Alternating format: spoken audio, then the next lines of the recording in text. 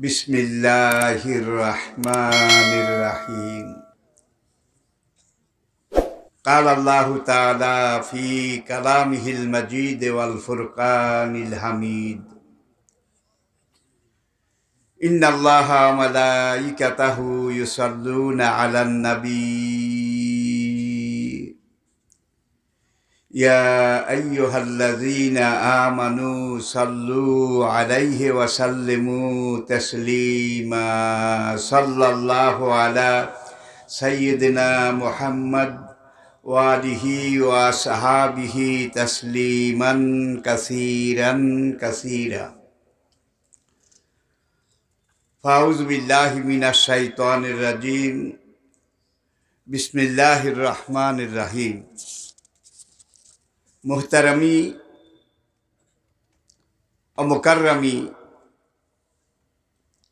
कद्र गिरामी हजरत सदरुल मुहतरम आमार एकांत प्रिय एकांत श्रद्धेय बारिक बीन आलिमी दीन अत्र एलाकार दीनेर दावते दीनेर एकामते दीनेर साइले एकामते दीनेर सिंह पुरुष प्राण पुरुष प्राक्तन सम्मानित एमपी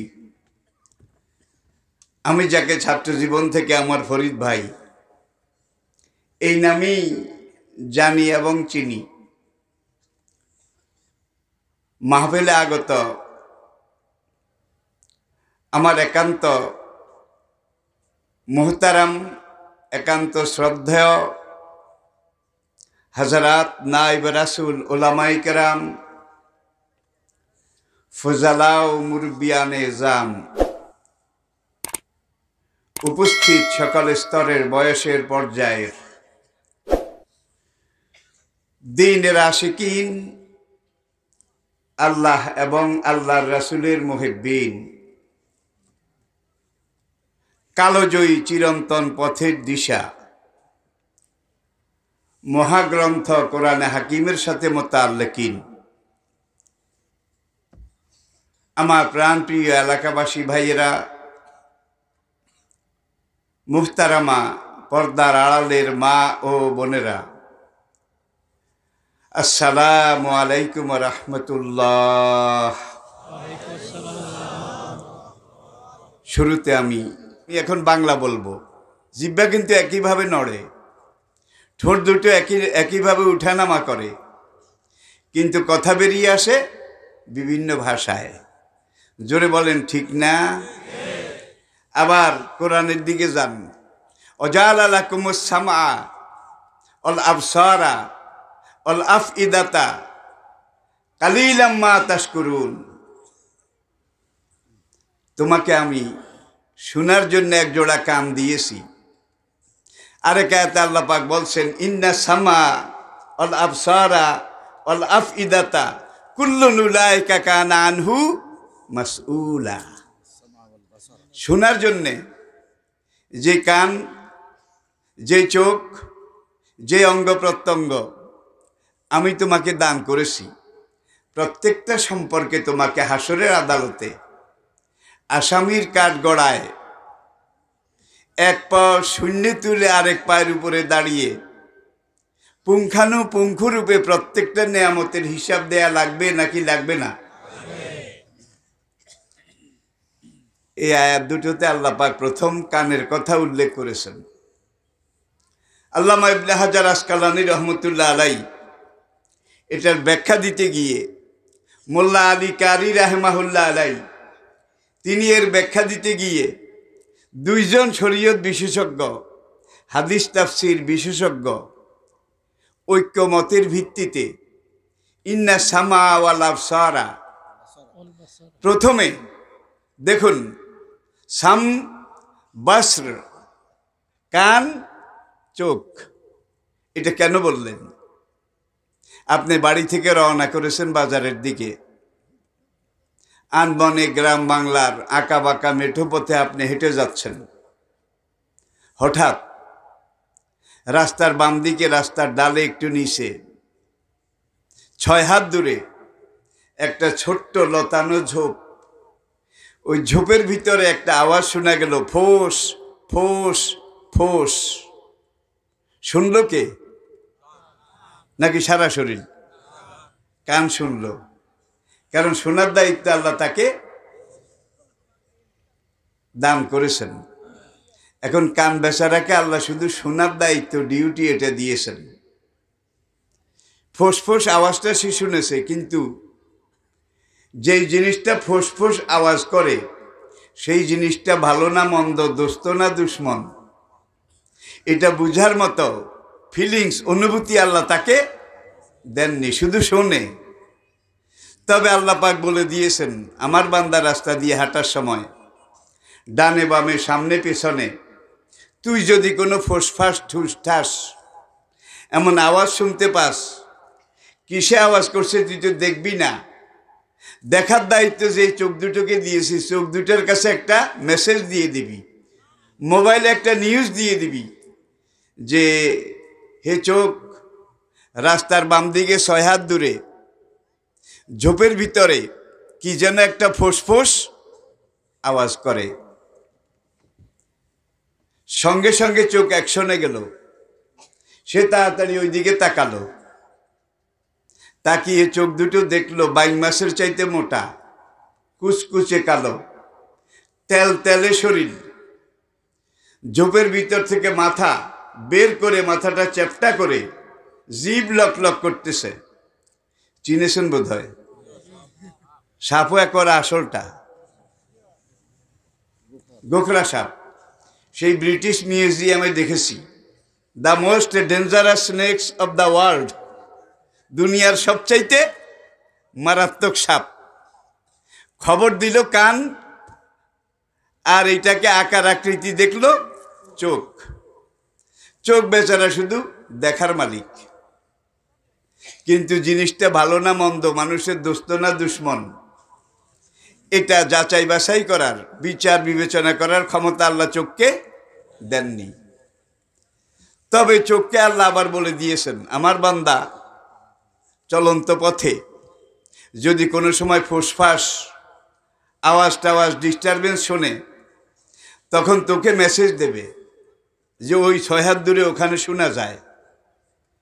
কানের কাছ থেকে খবর পেয়েই আপনি সেই দিকে তাকিয়েছেন, একবার বোধহয় এই দিক আবার ওই দিক, নাকি জায়গা মতো তাকিয়েছেন।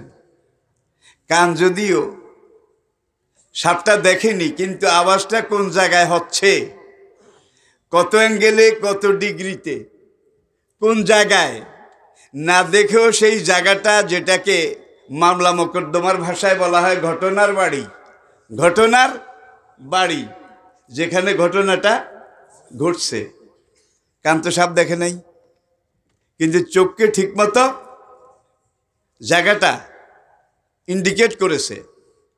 চোখ দেখে, এখন চোখকে আবার চোখের মালিক বলেছে, তুই জেনারেল হেডকোয়ার্টারে একটা মেসেজ পাঠিয়ে দিবি। জেনারেল হেডকোয়ার্টার, বিচার বিবেচনা করার শক্তি যাকে দিয়েছি, ব্রেন, এখানে খবরটা দিয়ে দিবি।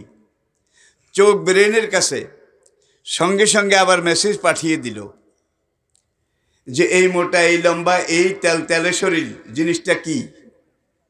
ব্রেন সঙ্গে সঙ্গে সিদ্ধান্ত নিল তোর জন্মের শত্রু, যদি একবার কামড় দেয় আর বাঁচা লাগবে না। ব্রেন এটাও সিদ্ধান্ত দিল, যদি বাঁচতে চাও এখানে আর দাঁড়ানো যাবে না, ভোঁ দৌড়, যত জোরে পারো দৌড় দাও। দৌড় দেওয়ার ক্ষমতা আবার ব্রেনের নাই। সে পাও দুইটার কাছে আবার মোবাইল করেছে যে এখনো দাঁড়িয়ে আসিস, তাড়াতাড়ি দৌড় দে। পা দুটো মাথার কাছ থেকে মেসেজ পেয়ে সঙ্গে সঙ্গে দৌড় দিয়েছে। ইমানদারি বলুন, সাপ দেখার কত মিনিট পরে দৌড় দিয়েছেন? কি বলুন, দেখতে দেরি, দৌড় দিতে কিন্তু এখানে কানের ডিউটি, চোখের ডিউটি, ব্রেনের ডিউটি, সংবাদ আদান প্রদান, এই কাজগুলো বোধ হয় নাই। তাহলে প্রত্যেকটা অঙ্গ কত স্পিডি, কত দ্রুত, কত নিয়ম মাফিক।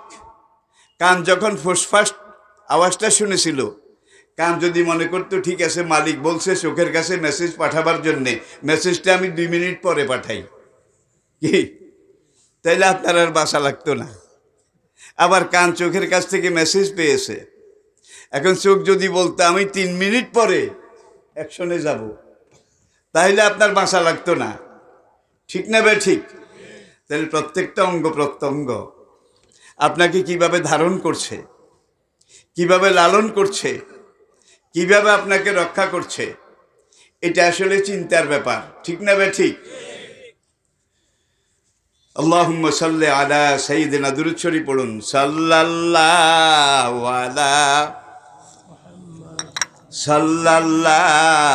আলাইহি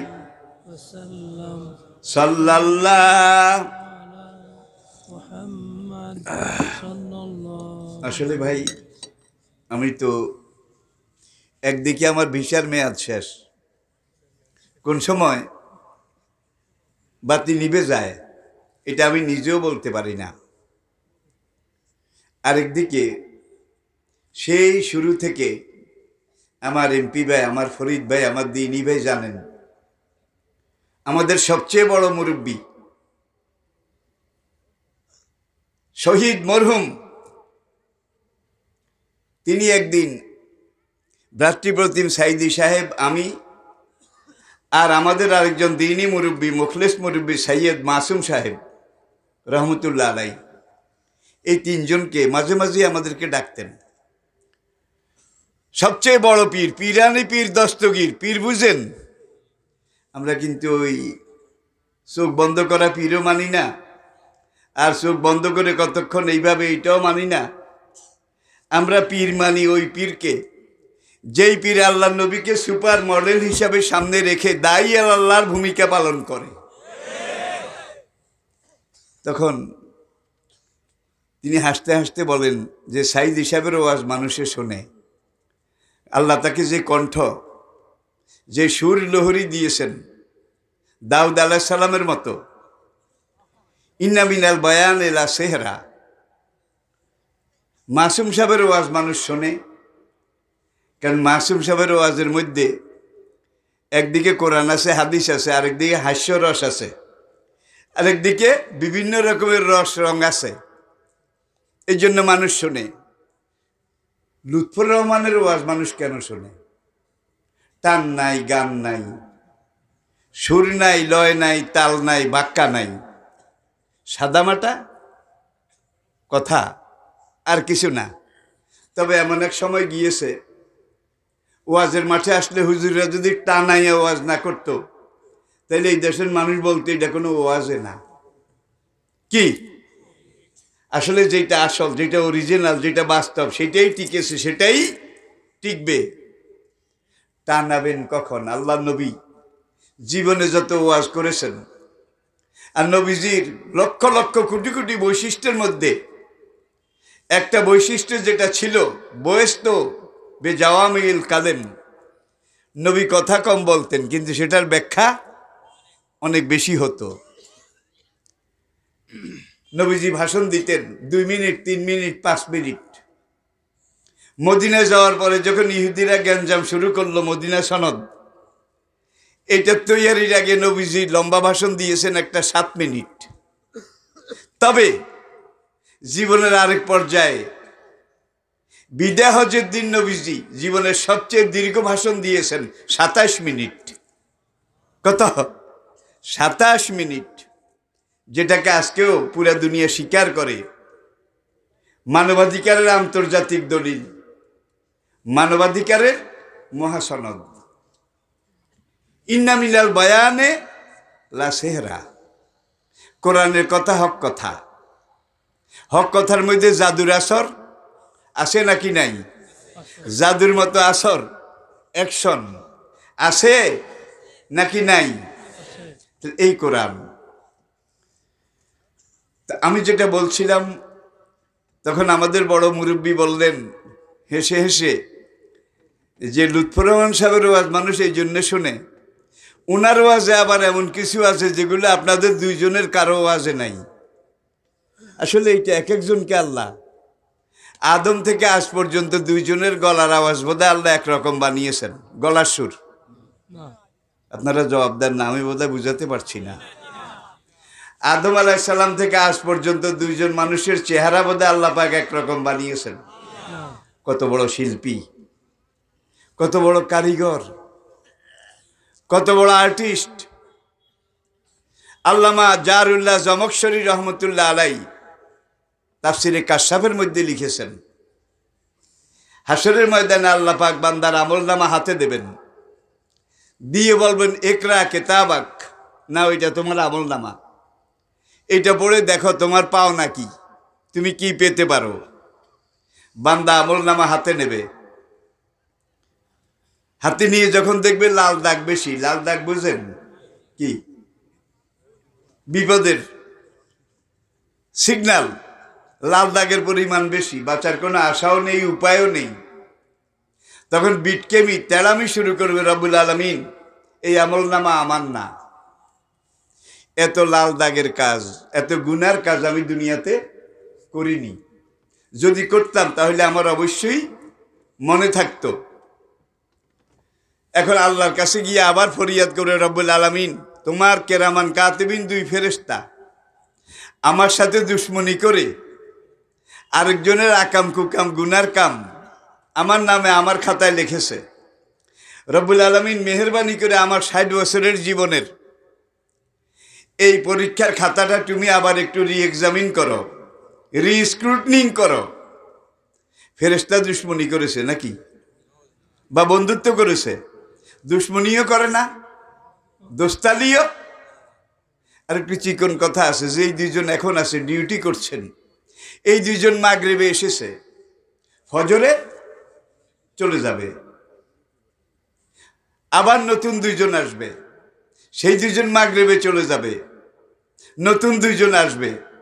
যেই দুইজন এখন আপনার আমার কাঁধে আছে, এই দুইজন আদম আলাইহিস সালাম থেকে কিয়ামত পর্যন্ত দ্বিতীয়বার আরেকজন মানুষের কাঁধে যাওয়ার মতো সুযোগ পাবে না। সাংঘাতিক একটা কথা বলেছি কিন্তু, তাহলে তাদের সংখ্যা কত? অনন্ত অনন্ত কোটি। আমরা জানি একজন ডিসি একজন ওসিকে এক জেলায় উপজেলায় বেশি দিন রাখা হয় না, ঠিক কি না? কেন রাখা হয় না? চাঁদাবাজদের সাথে লাইন হবে, টেন্ডারবাজদের সাথে লাইন হবে, লাইন করে করে তারা যা করার তা করবে, যার জন্যে নাড়াচাড়া করে, ঠিক কিনা বলেন? আপনার এখানে যেই দুইজন আছে 12 ঘন্টার ডিউটি, বন্ধুত্ব করবে কখন, শত্রুতাই বা করবে কখন? আল্লাহ বলবেন কুল্লু আমরিন বিমা কাসাবা রাহিনা, এটা তোমার আমলনামা, তোমার জীবনের ৬০ বছরের কর্মলিপি। আর এখানে তোমার ফিআইয়ে সূরাতিম মা শাআ রাক্কাবাক, তোমার একটা মুখের ছবি ইন্টারন্যাশনাল পাসপোর্টের মতো আমি আল্লাহ লাগিয়ে দিয়েছি। যাও কিছু সময়ের জন্যে হাসরের মাঠে তোমাকে সময় দিলাম, তোমার এই চেহারার সাথে মিলে এমন আরেকজন মানুষ যদি খুঁজে আনতে পারো, আমি আল্লাহ ওয়াদা করলাম তোমাকে বেকসুর খালাস দিয়ে দেব। খুঁজতে নামবে, বোধহয় পাওয়া যাবে কি? যার জন্য আল্লামা জারুল্লাহ জমকশরী রহমতুল্লাহ আলাই লিখেছেন, চেহারা দুইটা যদি আল্লাহ একরকম বানাতেন, হাসরের ময়দানেও গুতাগুতি ঠেলাঠেলি শুরু করে দিত। রব্বুল আলামিন আমি নই ও, এটা বলার কোনো সুযোগ আছে? আচ্ছা ভাই, চেহারা দুইটা যদি আল্লাহ পাক একরকম বানাতেন, বউ বেচারির কি অবস্থা হইতো? দেখেন সূক্ষ্ম ফিলোসফি, কিন্তু সূক্ষ্ম দর্শন, মিলল না চেহারা।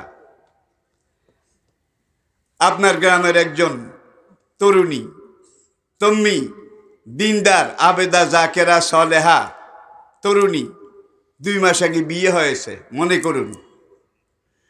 পাশের গ্রামের এক লুচ্চার গলার আওয়াজ ওই মহিলা স্বামীর গলার আওয়াজের মতো, বিপদ বাড়ত না কমতো? বলেন। ওই লুচ্চা বদনিয়তে রাত 12টার সময় এসে ওই মহিলার দুয়ারের কড়া নাড়লো, কলিং বেল টিপল। মহিলার ঘুম ভেঙে গেল। স্বামী বিদেশে, দূরদেশে, পরবাসে, ঢাকাতে, সিলেটে ব্যবসা করে। এখন ওই লুচ্চা যখন বেল টিপল, মহিলার ঘুম ভেঙে গেল। আধো আধো বাধো বাধো কণ্ঠে, ঘুম ঘুম চোখে মহিলা বলে, কে গা তুমি?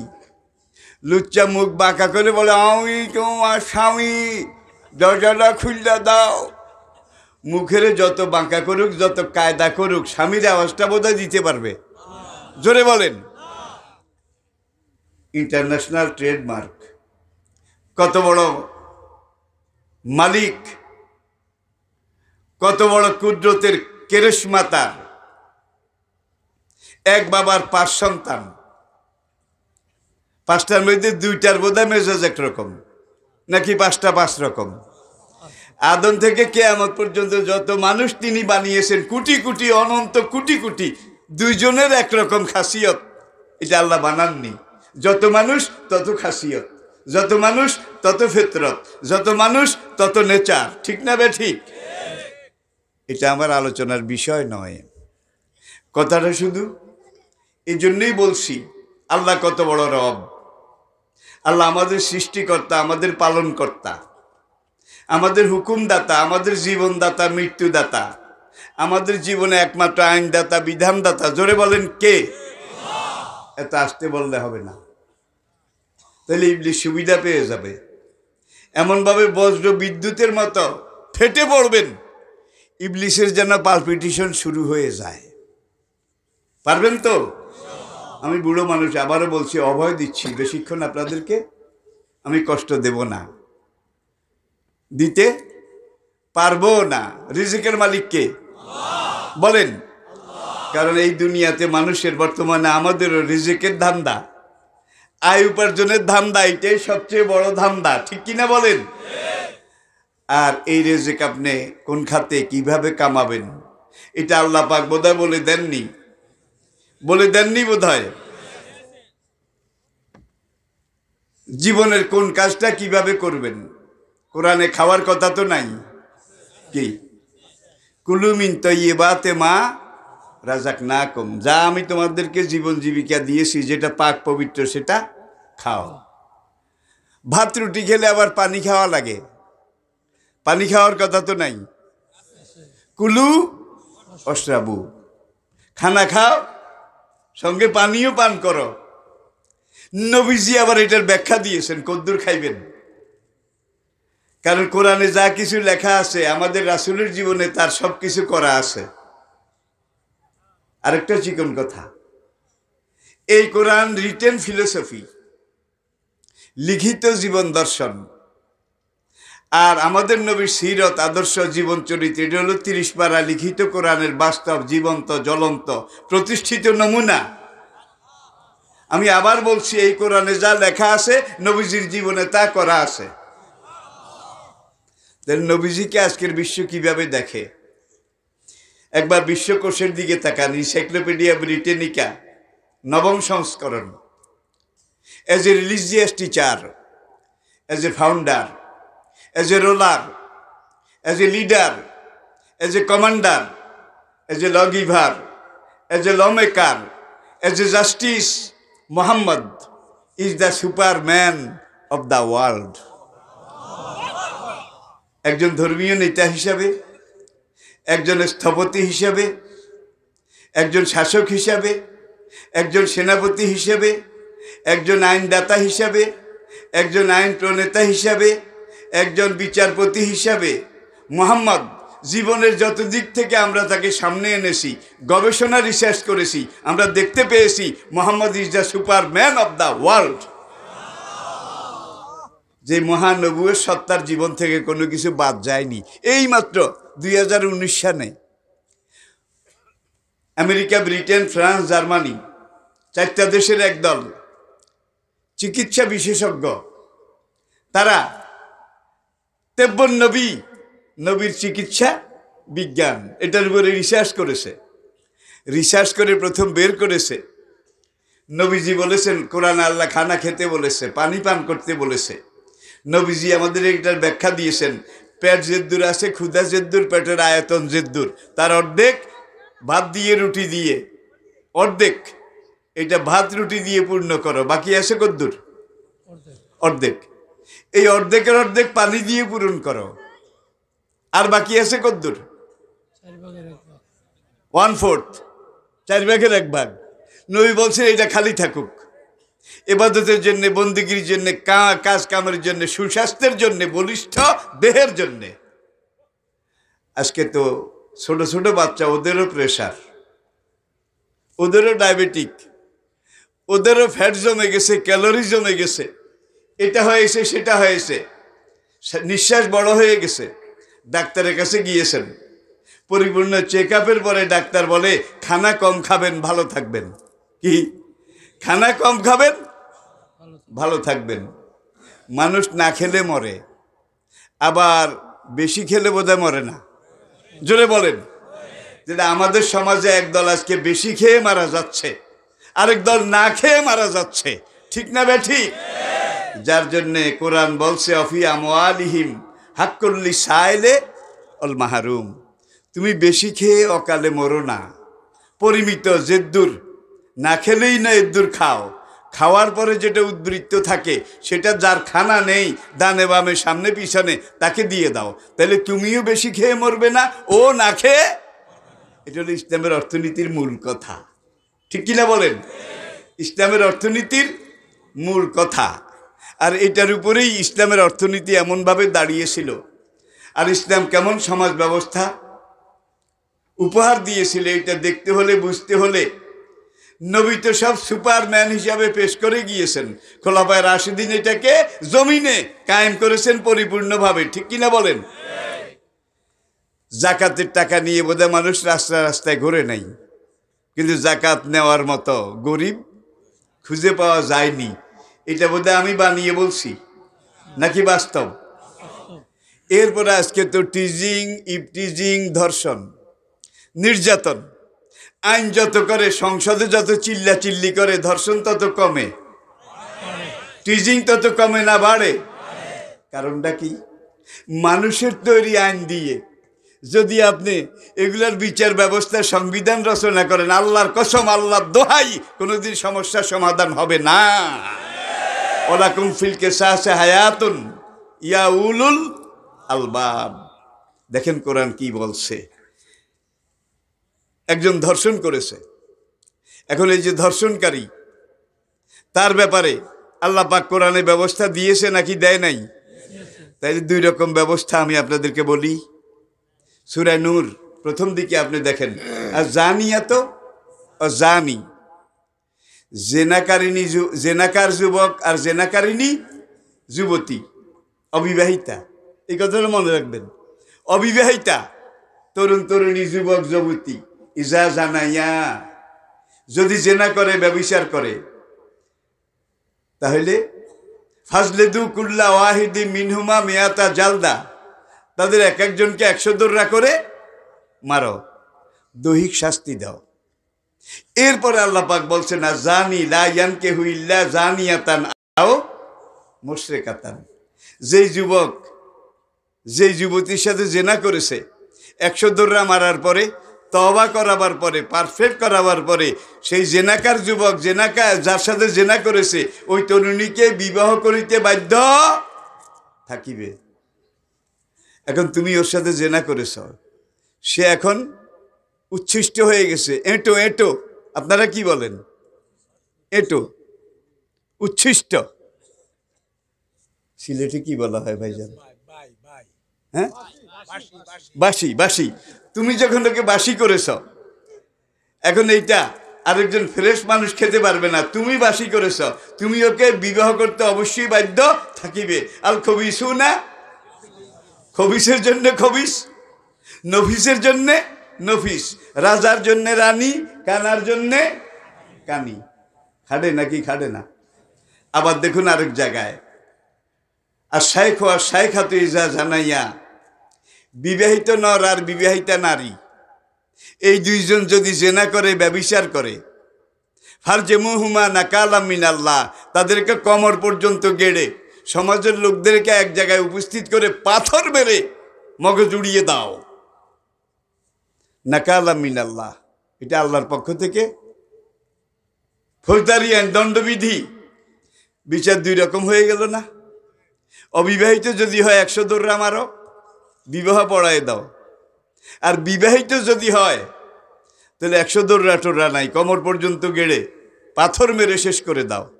কারণটা কি? ফিলোসফি আছে। আগে দুইটা ছিল অভাবসর, আর শেষের দুইটা অভাবসর নাকি? বউ আছে তো বিবাহিত, আর আগের দুইটার বউ নাই, যার জন্য আগের দুইটা অভাবসর, শেষের দুইটা স্বভাবসর।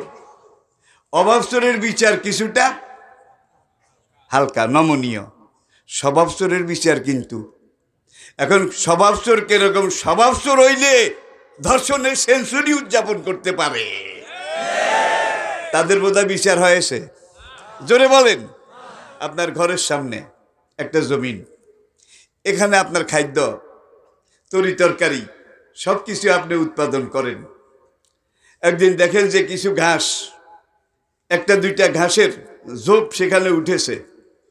এখন দায়িত্বশীল জমির মালিক যদি আপনি হন, তাহলে ওই ঘাসের ওই ঝোপের ওইটার মধ্যে পানি ঢালবেন, সার দিবেন নাকি? কি করবেন?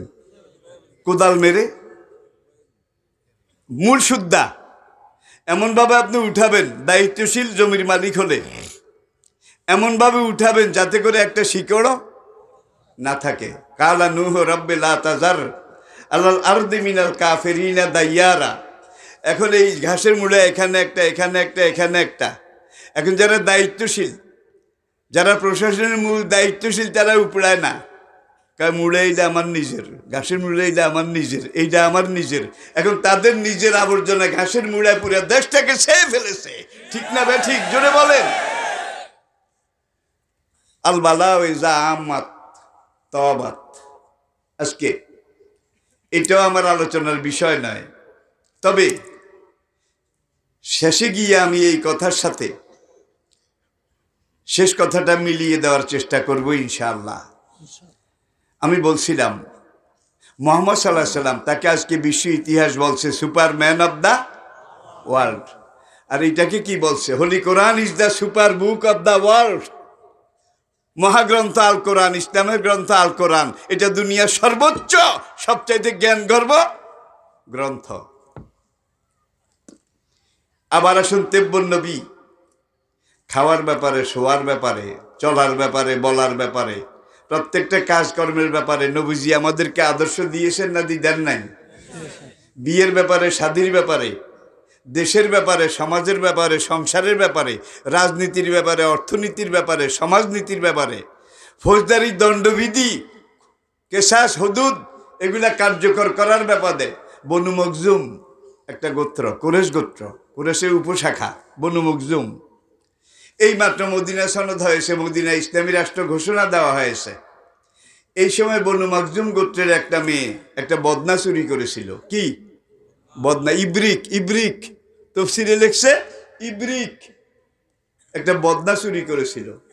মেয়েটা ধরা পড়েছে, চুরি সাব্যস্ত হলো, মেয়েকে দরবারে নবুয়তে নিয়ে আসা হলো। সেখানে মেয়ের নামে যখন অভিযোগ দায়ের করা হলো, তখন চুরি প্রমাণিত হলো। সঙ্গে সঙ্গে নবীজি ফাক্তাউ আইদিয়াহুমা, চোরা আর চুরুনি যদি চুরি করে, এখানে আবার আমিরুল মুমিনিন ওমর রাদিয়াল্লাহু তাআলা আনহু, ইয়ামানের গভর্নর মুআয ইবনে জাবাল, যাকে আল্লাহর নবী ইয়ামানের প্রথম গভর্নর বানিয়েছিলেন, হযরত মুআয ইবনে জাবাল রাদিয়াল্লাহু তাআলা আনহুকে যেই চিঠি লিখেছিলেন, সেখানে লিখেছেন আউসিকা ইয়া মুআয কাজা ওয়া কাজা। মুআয, তোমাকে আমি বলছি, তোমার ইয়ামনে সেই প্রদেশে যদি কোনো চুরি চামারি হয়, তাহলে তোমাকে আগে দেখতে হবে যে চুরি করেছে সে কি অভাবচোর নাকি স্বভাবচোর। হাত কাটা হবে স্বভাবচোরের, অভাবচোরের হাত কাটা যাবে না। পেটের জ্বালায়, পেটের দায়ে কেউ যদি চুরি করে থাকে, তাইলে চোরের হাত কাটতে পারবে না। তোমার ওই এলাকায় খাদ্য বিভাগের দায়িত্ব, তোমার ওই এলাকার মেম্বার চেয়ারম্যান যারা প্রশাসনের দায়িত্ব, তাদেরকে ডাকো। এই লোকটা অভাবে পড়লো কেন, চুরি করলো কেন? কারণ ইসলামী রাষ্ট্র তো গ্যারান্টি দিয়েছে অন্ন, বস্ত্র, বাসস্থান, শিক্ষা, ফান্ডামেন্টাল হিউম্যান রাইট, এগুলা রাষ্ট্রের পক্ষ থেকে পূরণ করবে। ঠিক কিনা বলেন? তাহলে চুরি করার দরকার নাই, রাষ্ট্রই তো সব।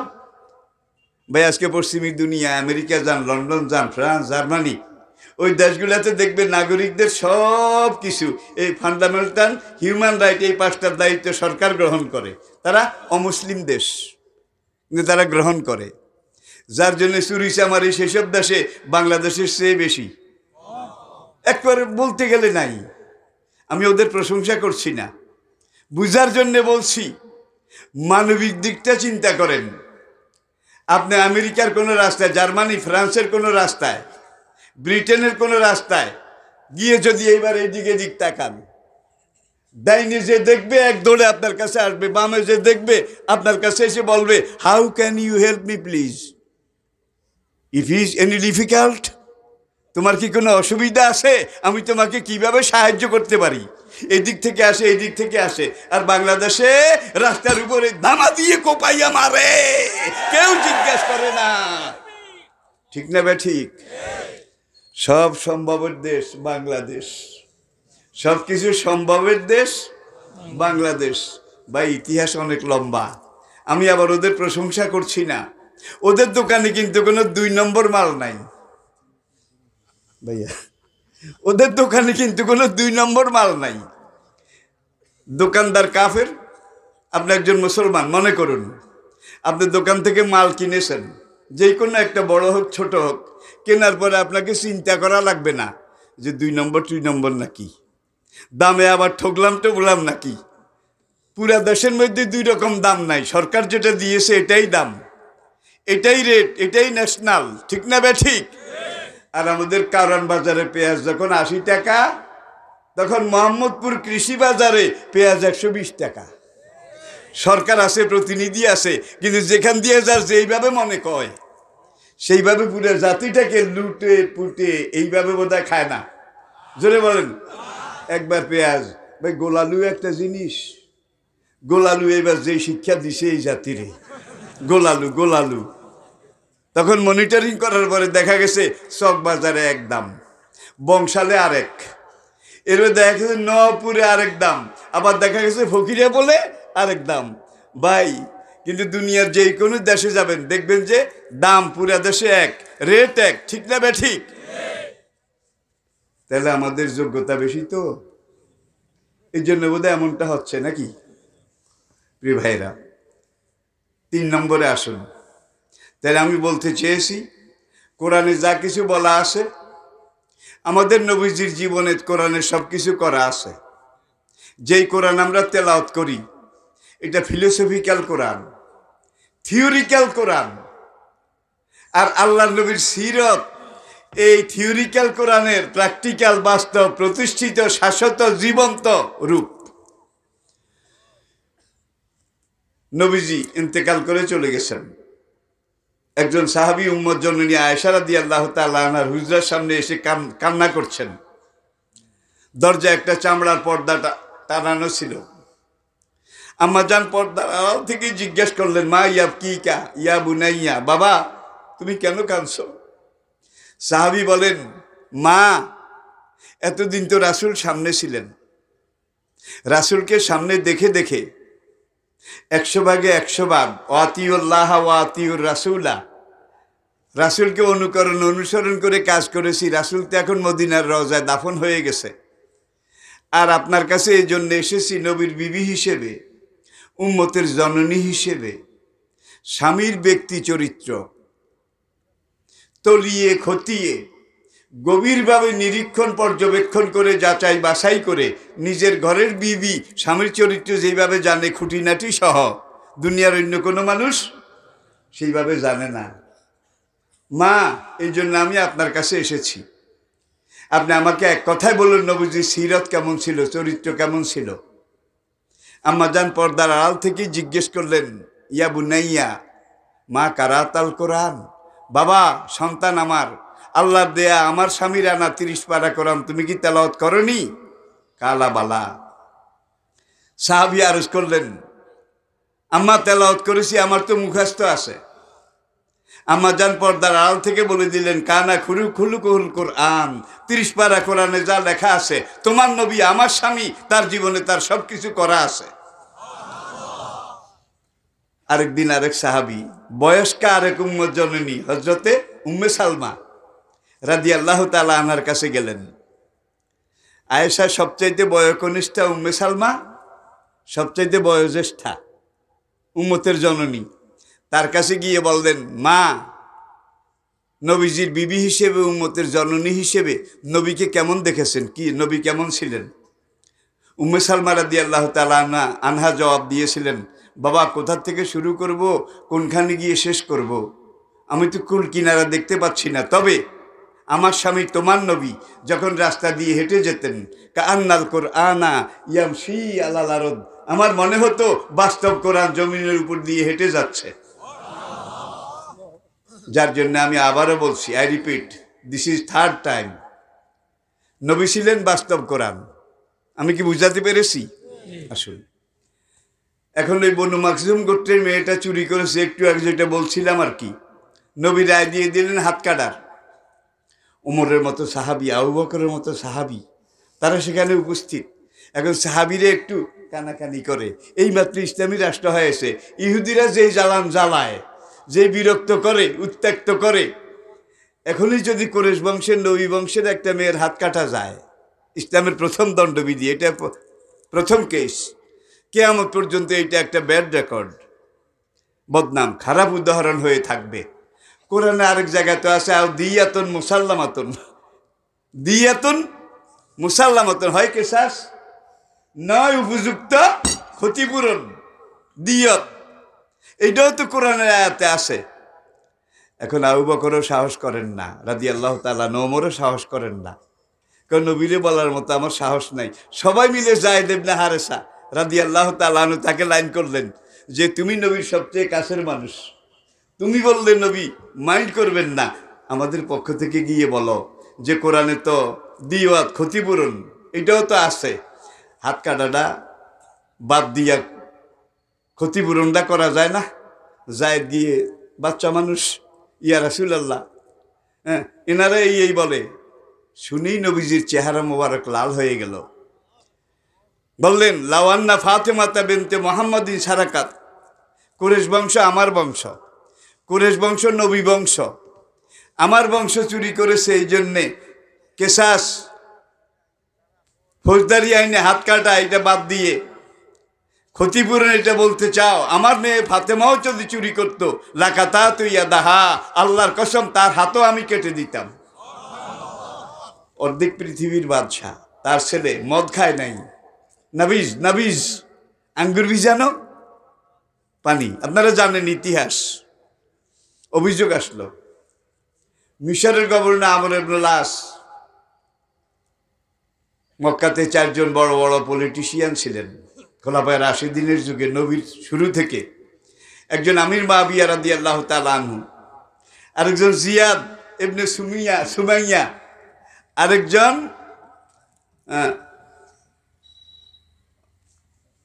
আরেকজন ওই আবিসিনিয়া পাঠাইছিল যারে, আমি নামটা এই মুহূর্তে ভুলে গেছি, আরেকজন মুগিরা ইবনে শওবা, এই 4 জন।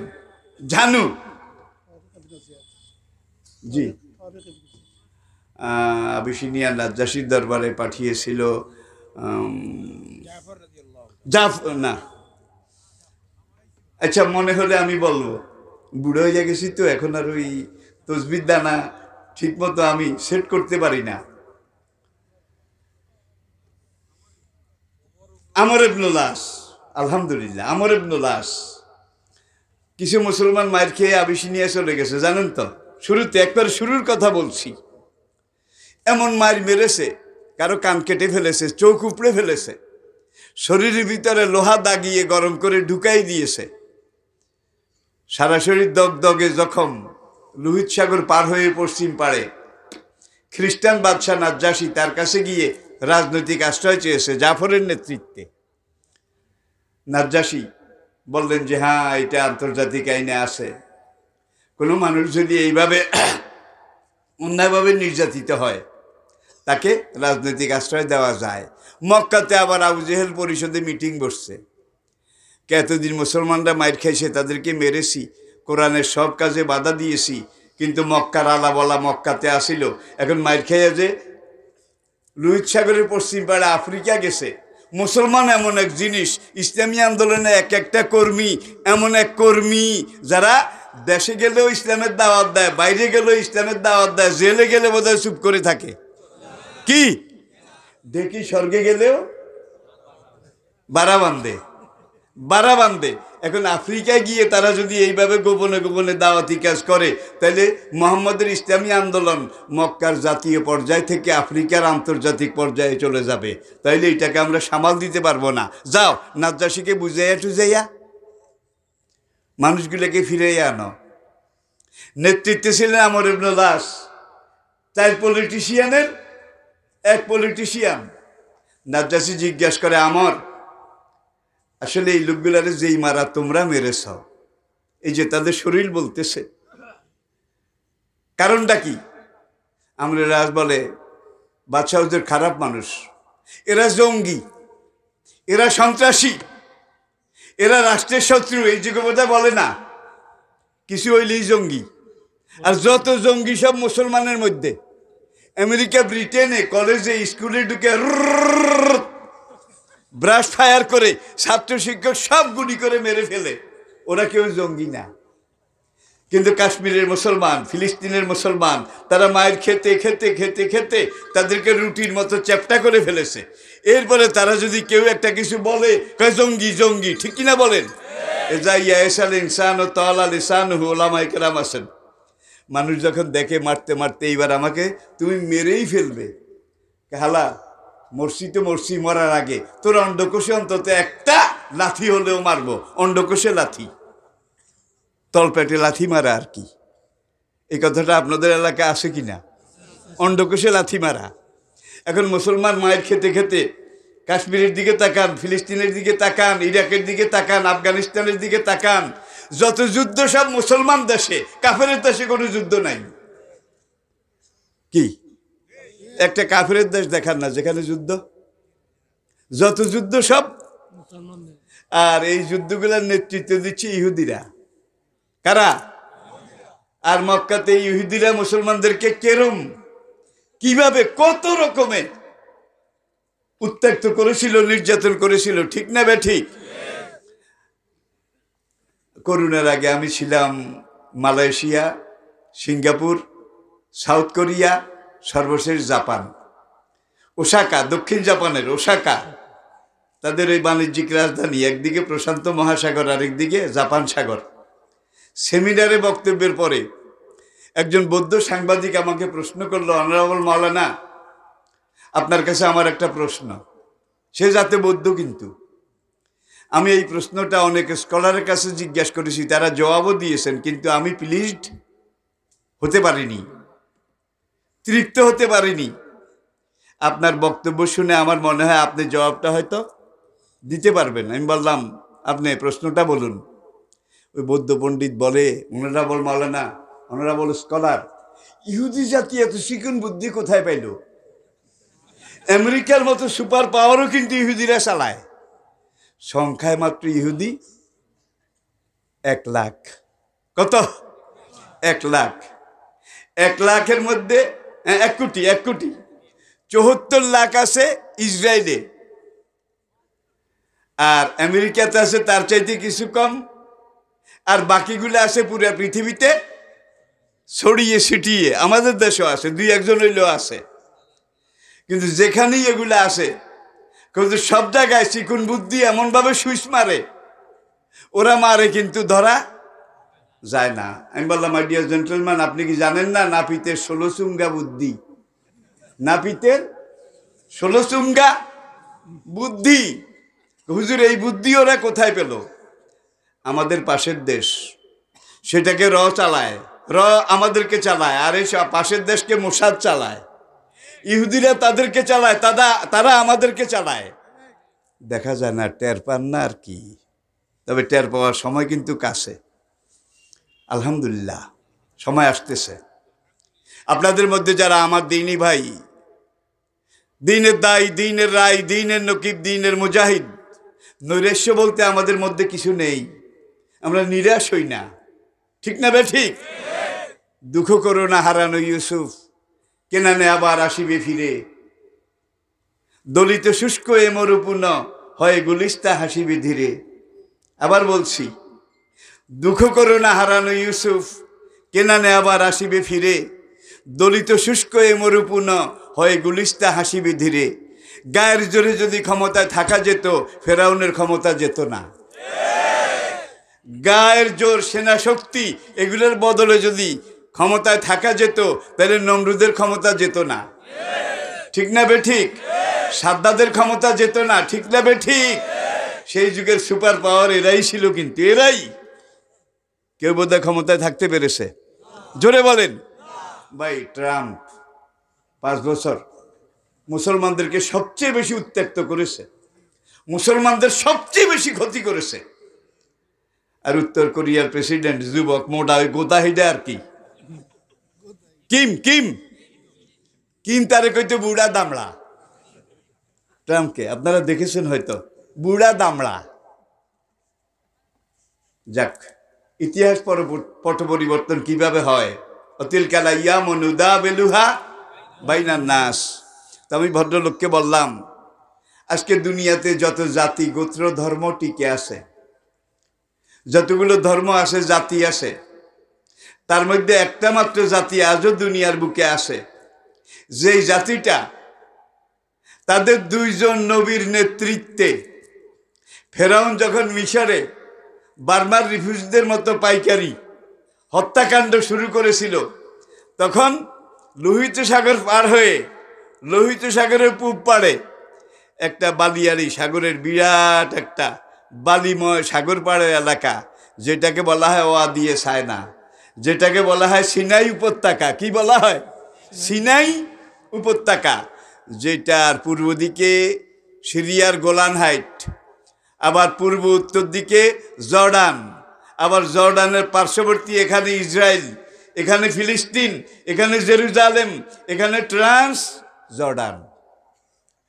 এই জাতিটা এখানে মুসা আর হারুন আলাইহিস সালামের নেতৃত্বে 40 বছর ছিল। কত বছর? বিশ্বাস করেন, কোনো দেওয়াল টাওয়াল নাই, কোনো গেট নাই, কিন্তু আল্লাহ দেওয়াল ছাড়াও জেলখানা বানাইতে পারে নাকি পারে না? কোরআন কি বলছে দেখেন। তারা সকালে ফজরের নামাজের পরে দোয়া করে, আজকে আমরা ফিলিস্তিন যাব, আজকে আমরা ফিলিস্তিন যাব। রওনা করে, সারাদিন হাঁটে, সারাদিন হাঁটে, সন্ধ্যায় দেখে যে যেখান থেকে হাঁটা শুরু করেছে সেখানে। এইভাবে কয় বছর? 40 বছর। 40 বছর, আল্লাহর কসম, কোনো দেওয়াল তখনও ছিল না, এখনো নাই। বিনা দেওয়ালে তারা ফিলিস্তিন যায়। 40 বছর ফিলিস্তিন গেছে, কিন্তু যেখানেরটা সেখানে আল্লাহ পারে। আল্লাহ কুল্লে শাইইন কাদির। এই সময়, এই যুগে তো রিফিউজি কোনো দেশে যদি যায়, কোনো দেশ রিলিফ দেয়, কোনো দেশ খাদ্য দেয়, কোনো দেশ টেন্ট দেয়, তাঁবু দেয়, ঠিক কি না? কেউ এটা করে, ওটা করে, কত এনজিও এগিয়ে আসে। তখন তো কিছুই ছিল না। ও জাল্লাল্লাহ আলাইকুমুল গামামা ও আনজালনা আলাইকুমুল মান্না, কি ও সালুয়া। মেঘ দিয়ে আমি যেন সূর্যের উত্তাপে এই মরু বালিয়াড়ির উপরে চেপা শুটকি না হয়ে যাও, এই জন্য আমি মেঘ দিয়ে ছায়া দিলাম। ও আনজালনা আলাইকুমুল মান্না ও সালুয়া। আর বেহেশতের খানা মানা সালুয়া। 40 বছর পর্যন্ত 70,000 বনি ইসরায়েলের জন্য 70,000 প্লেট রেডিমেড, বেহেশতের তৈরি, আল্লাহর কুদরতের ইশারায় তৈরি মানা সালুয়া। 70,000-এর জন্য 70,000 প্যাকেট ফুড, প্যাকেট। কুলু মিন তয়্যিবাতি মা রাযাকনাকুম, প্যাডে যে দুধ ধরে খা, যে দুধ ধরে খা। ভাই প্রথম 15 বছর খাইছে রেডিমেড বেহেশতের খানা, খাওয়ার পরে সবগুলা শরীর মোটা তাগড়া হইয়া গেছে। এখন হাঁটার সময় মাটি কাঁপে, থরথর করে, থরথর করে। ওই কুলতুম ইয়া মুসা লা নাসবিরা আলা তাআমি ওয়াহিদ মুসার কাছে এসে বলে, মুসা এক করে একখানা 15-20 বছর খাইতে খাইতে ফ্যাট জমে গেছে, ক্যালোরি বেড়ে গেছে, শরীরটা থলথল করে, ওজন বেড়ে গেছে। ফাদুলানা রব্বাকা, হে মুসা তুমি একটু দোয়া করো আমাদের জন্য, রব্বাকা তোমার খোদার কাছে। হারামজাদারা তবু কি, আরে ফাদুলানা দোয়া করো আমাদের জন্য, রব্বাকা তোমার রবের কাছে। কারে খাওয়াইলো 40 বছর? এখন তুমি তোমার রবের কাছে, আমাদের জন্য একটু। ইতিহাস অনেক লম্বা, আমি এই দিকে গেলে আবার এই দিক থেকে যাবে, এই জন্য এইটা এখানে ছেড়ে দিলাম। তাই আমি বললাম, মাই ডিয়ার জেন্টেলম্যান, ওই যে 40 বছর মানা সালুয়া খাইছে বেহেশতি খানা, যেটা দুনিয়ার অন্য কোনো জাতি, অন্য কোনো উম্মত তাদের কিসমতে কোনো যুগে দুনিয়াতে থাকতে বেহেশতের খানা একটা জাতি খাইছে, তারা কারা? ইহুদি জাতি। এখন দেখা যায় কাল পরম্পরায়, বংশ পরম্পরায়, মানুষ পরম্পরায় এত বছর পরেও সেই মানা সালুয়ার বুজুর্গি এটা তাদের ভিতরে রয়ে গেছে। বেহেশতি খানা খাইছে, এই জন্য হ্যান্ডম বেশি, বুদ্ধিও বেশি। পুরা দুনিয়ার উপরে ওরা লাঠি ঘুরায়, মানুষ কিন্তু অল্প কয়েকজন। ঠিক না বে ঠিক? ওই জাপানিরা আবার ওই পশ্চিমী দুনিয়ায় ওরা বলে ইয়া ইয়া ইয়া, হ্যাঁ হ্যাঁ হ্যাঁ, আর জাপানিরা কয় হায় হায় হায়। জাপান কোরিয়া এই বেল্টে বলে হায় হায় হায়, মানে ইয়েস ইয়েস ইয়েস, ঠিক ঠিক ঠিক, ওরা কয় হায় হায় হায়। তো আমি কথাটা আমার আলোচনার বিষয় নয়, তবে সময় কিন্তু কাছে। আমি এমন এক সময় আপনাদের সাথে কথা বলছি, যে সময় ইমাম মাহাদি আপনার ঘরের সামনে, বিশ্বাস হয়? আমি এমন এক সময় আপনাদের সাথে কথা বলছি যে সময় ঈসা আলাইহিস সালাম আপনার বাড়ির দরজায়। হাদিসের মধ্যে ইমাম মাহাদি ঈসা আলাইহিস সালাম আসা সম্পর্কে আল্লাহ নবী 70টা লক্ষণ বলেছেন, তার মধ্যে 65টা হয়ে গেছে। কয়টা বাকি আছে? আর বর্তমান দুনিয়ার যে অবস্থা, প্রেক্ষাপট, আপনারা একটা তাফসির পড়ুন, তাফহিমুল কোরআন। তাফহিমুল কোরআন একমাত্র তাফসির আমার জীবনে আমি পড়েছি, আমার ছাত্র জীবন তখন। দুনিয়ার এই প্রেক্ষাপট, এই অবস্থা কিছুই ছিল না, সেই তাফসিরে লেখা হয়েছে। আমি সেখান থেকে বলছি যে বুখারী শরীফের হাদিসে আল্লাহ রাসূল বলেছেন, দাজ্জাল যখন এইভাবে পুরা দুনিয়া ফিতনা ফাসাদ, পুরা দুনিয়া ফিতনায় ভরপুর করে দেবে এবং মুসলমানদেরকে নির্মূল ইমান ধ্বংস করার কাজে লেগে যাবে, ফায়ানজালু ঈসা ইবনে মারিয়াম আলা মসজিদে দামেস্ক, আর ইমাম মাহাদি তার আগে আসবেন, এসে তিনি ফিল্ড তৈয়ার করবেন। ইমাম মাহাদি আগে আসবেন। ইমাম মাহাদি 9 বছর খেলাফত চালাবেন। কয় বছর খেলাফত? 9 বছর খেলাফত চালানোর পরে ঈসা আলাইহিস সালাম আসবেন, তিনি 40 বছর পরিপূর্ণ খেলাফত চালাবেন। তাহলে এবার একটা হাদিস কওয়া লাগে, বলবো? আল খেলাফাতু বাদি সালাসুনা আমান। হুজুর ইরশাদ করেন, আমি দুনিয়া থেকে চলে গেলে দুনিয়ার বুকে পূর্ণাঙ্গ ইসলামী খেলাফত থাকবে 30 বছর। ছিল কি না? খোলাফায়ে রাশিদিন পূর্ণাঙ্গ ইসলামী খেলাফত ছিল নাকি ছিল না?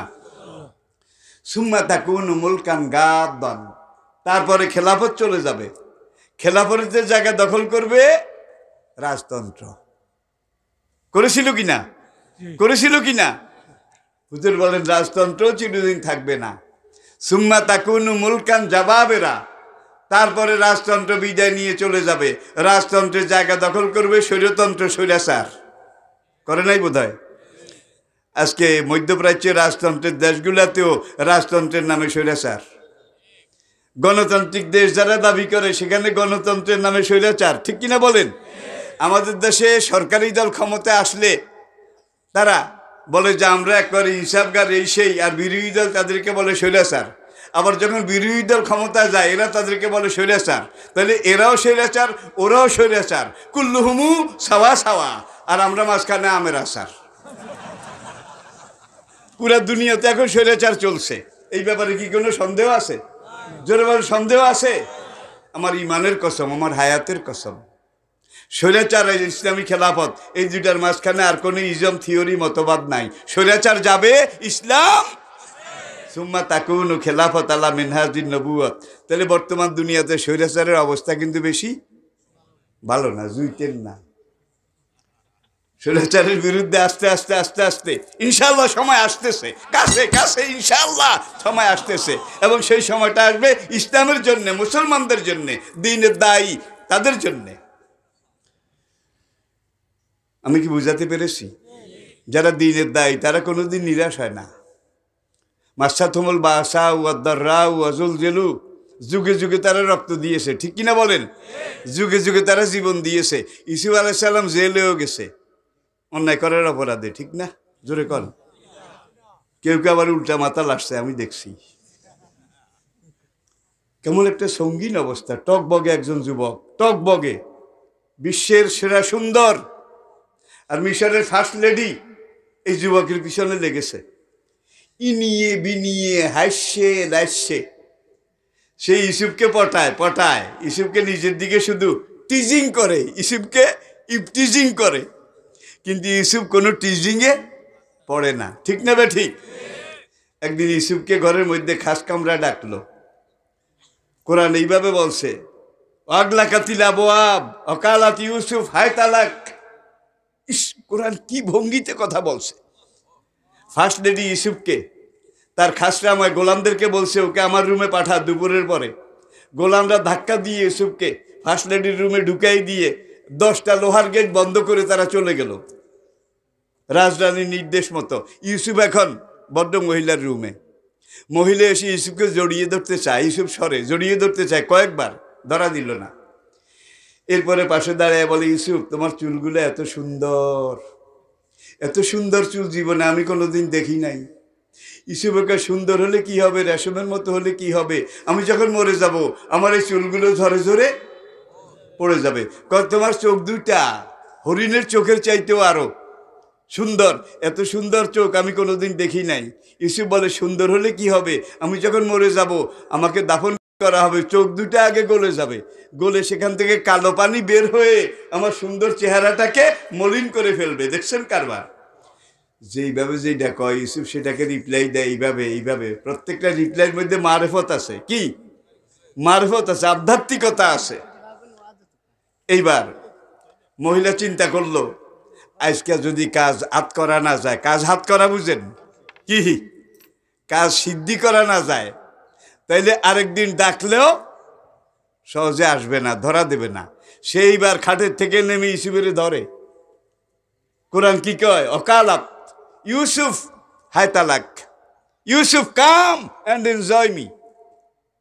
কান্দে হাত দিয়ে ইউসুফের নিজের দিকে টানার চেষ্টা করে। মারমাডিক ফিখতাল, কোরআনের ভুল ধরতে গিয়ে কোরআনের কাছে ধরা পড়ে ইসলাম গ্রহণ করেছে খ্রিস্টান পণ্ডিত মারমাডিক ফিখতাল। সেই ফিখতাল ইংরেজি ভাষায় কোরআনের বিশাল তাফসির লিখেছে, the glorious Quran, the glorious Quran. সেখানে মারমাডিক ফিখতাল কালাত ইউসুফ হায় তালাক, এটা তর্জমা।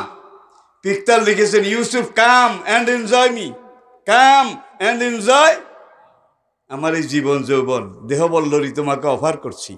ইসুফকে নাউজুবিল্লাহ, কালা মাজ আল্লাহ ইন্নাহু রাব্বি আহসানা মাসওয়ায়া ইন্নাহু লা ইউফলিহুল জালিমুন। আমারে দিয়া হবে না। ফার্স্ট লেডিকে কেন? লেমাজা, হোয়াই নট? ভাইদের দুশ্মনির মুখে পড়ে, শত্রুতার মুখে পড়ে ভাগ্য বিড়ম্বিত হয়ে হাত পা বাঁধা অবস্থায় কুয়াতে পড়াছিলাম। আমার যে রব আমাকে সেখানে উদ্ধার করেছে, সেখান থেকে মিশরের রাজকীয় পরিবেশে আমার থাকা খাওয়ার ব্যবস্থা করে দিয়েছে, সেই রব আমাকে বলেছেন, ওলা তাকরাবু জেনা, জেনা করা যাবে না, ব্যভিচার করা যাবে না। আমার রব আমাকে নিষেধ করেছেন, আমি এইসব কথার মধ্যে নাই। দেখছেন? আবার বান্ধবীদেরকে ডেকেছে, বান্ধবীরা টিটকারি দেয়, পড়ার মুখী হতচ্ছাড়ি জোলাইখা, ফার্স্ট লেডি তুই নিজেও মরলি, আমাদেরকেও মারলি। প্রেম তো আমরাও করি, আমাদের এক একজন নারীর ডজন ডজন পুরুষ বন্ধু আছে, কতজনের লাগে লাইন আছে। তুই এরকম করস না, তোর চয়েস বলতে কিছু নাই, তুই শেষমেশ গোলামের লগে প্রেম করলি, আমাদের মান ইজ্জত সব। তখন ফার্স্ট লেডি ওই বান্ধবীদেরকে রাজকীয় অনুষ্ঠানে ডেকে কেমন গোলাম এটা দেখাই দিছে, ঠিক কিনা বলেন? ইতিহাস অনেক লম্বা। গোলামের দিকে চাইয়া কয়, সোভাল আল্লাহ মাহাজা বাসারা ইনহাজা ইল্লা মালাকুন কারিম। জোলাখা তোর কোনো দোষ নাই রে, দোষ নাই। After all he is not a man but he is an angel. সে মানুষ নয়, সে কোনো স্বর্গীয় দেবতা। মানুষের এত রূপ হতে পারে না। আমরা একবার দেখেই তো নিজেদেরকে ভুলে গেছি, আর তোর সামনে সারাদিন আনবে, তোর সয়েজ আছে। এরপরে কোনো কোনো মহিলা কয় এখন কদ্দুর আগাইছ। জোলাইখা একা বড় অনেক চেষ্টা করেছি কিন্তু পারি নাই। সে তার আদর্শের উপরে অটল, অনল, অবিচল। তবে আমি সিদ্ধান্ত নিয়েছি, হয় আমার ইচ্ছা পূরণ করতে হবে, যদি না করে লাইয়াছে জুনান নাহু, তারে আমি জেলের ভাত খাওয়াইয়ে ছাড়বো। ইসুফ এটা শুনে কয় কালা রব্বি সেজনু আহাব্বু ইলাইয়া মিম্মা ইয়াদুনানি ইলাইহি। রব্বুল আলামিন এরা যেই কামের দিকে আমারে ডাকে তার চাইতে জেল আমার জন্য ভালো। শেষমেশ ইসুফ জেলে গেলেন অন্যায় করার অপরাধে, ঠিক না? জোরে বলেন, জোরে বলেন। তাই দেখা যায় যুগে যুগে বহু চোর গুন্ডা বদমাশ ডাকাইত অপরাধ করার অপরাধে জেলে গেছে। আবার অনেক আল্লাহওয়ালা দিনের অলি, দিনের দায়ী অপরাধ না করার অপরাধে জেলে গেছে। এটা ইতিহাস, এটা শাশ্বত ইতিহাস, ঠিক না বে ঠিক? প্রিয় ভাইয়েরা, আপনাদের বোধহয় অসুবিধা হয়ে যাচ্ছে। আর একটা দুইটা গবেষণা বলি। এই যে আপনারা হাসি দেন, হাসি দেন কিনা? এত জোরে হাসি দেয় একেবারে অনেক সময় নাক দিয়ে শ্লেষা, নাক দিয়ে মুখ দিয়ে বের হয়। এখন আমাদের নবী শিখিয়েছেন তোমরা যখন হাসি দাও তখন নবী কি পড়তে বলছে? আলহামদুলিল্লাহ। ইসলামের নবীর খাইয়া টাইয়া কিছু কাম নাই। হাসি কত বিরক্তিকর, নাক মুখ দিয়ে শ্লেষা বাইর হয়, লালা বাইর হয়, কেমন একটা খারাপ কাজ। আর ইসলামী নবীকে আলহামদুলিল্লাহ পড়ো, এই হাইছ খারাপ কামের লাগে আলহামদুলিল্লাহ খাটলো নাকি? তাদেরই আবার এক দল কয় না রে বুঝিস নি, ইসলামের নবী এমন এক নবী, আমরা হয়তো মানি না, কিন্তু এমন এক পারফেক্ট ম্যান, এমন এক সুপার ম্যান, এমন এক গোল্ডেন ম্যান, যেই নবী জীবনে যা কিছু বলেছে সব কিছুর পিছনে ফিলোসফি আছে, দর্শন আছে, সায়েন্স আছে, বিজ্ঞান আছে। তাহলে এক কাম কর, সব কাম বাদ দে, যেই কয় বছর লাগে লাগুক, আমরা একটু হাসির উপরে গবেষণা চালাই, তাইলে আমরা বুঝতে পারবো ইসলামের নবী আলহামদুলিল্লাহ কেন পড়তে বলেছে। 6 বছর একাধারে তারা হাসির উপরে রিসার্চ করলো। রিসার্চ করে দেখলো হাসির কাম কি, হাসিতে কি হয়, লাভ কি, ক্ষতি কি। বিজ্ঞানীরা পরীক্ষা করে যে রেজাল্টে এসে পৌঁছলো, সেই রেজাল্টটাতে দেখা গেল যে জিনিস, সেটা হচ্ছে যে মানুষ যখন হাসি দেয়, হাসি দেওয়ার আগে তার নিঃশ্বাসের সাথে লক্ষ লক্ষ কোটি কোটি ওই নিঃশ্বাসের বাতাসের সাথে ভাইরাস, রোগ, জীবাণু তার নিঃশ্বাসের সাথে ঢুকে ঢুকে তার ফুসফুসের মধ্যে বাসা বাঁধে, তার হার্টে, তার বাল্বে, তার কিডনিতে, তার লিভারে, তার প্রোস্টেট গ্ল্যান্ডে। এই লক্ষ লক্ষ কোটি কোটি জীবাণু যখন একত্র হয়, তখন আল্লাহ রাব্বুল আলামিন বান্দাকে নিয়ামত হিসেবে হাসি দিছে। কয় তুই যখন ইচ্ছে করে হাসি দিবি, হাসি দিয়ে নাক মুখ দিয়ে যেই বাতাসটা বের হয়, এটার স্পিড কত জানেন কি? তারা রিসার্চ করে বলেছে 90 কিলোমিটার থেকে 150 কিলোমিটার। যার শরীরে একটু চিকন টেকন, গায়ে জোর তোর কম, তার হইলো 90 কিলোমিটার। আর যার শরীরে একটু মোটা ভাটি, তার 150 কিলোমিটার। যেমন ইঞ্জিনের পাওয়ার বেশি, তেমন আবার এই 150 কিলোমিটার বেগে যখন হাসি দেয়, তার ফুসফুস, তার হৃৎপিণ্ড, তার লিভার, এখানে যত লক্ষ লক্ষ রোগ জীবাণু বাসা বেঁধেছিল, এই 150 কিলোমিটার বাতাসের সাথে এই সব কিছু একত্রে বের হয়ে যায়।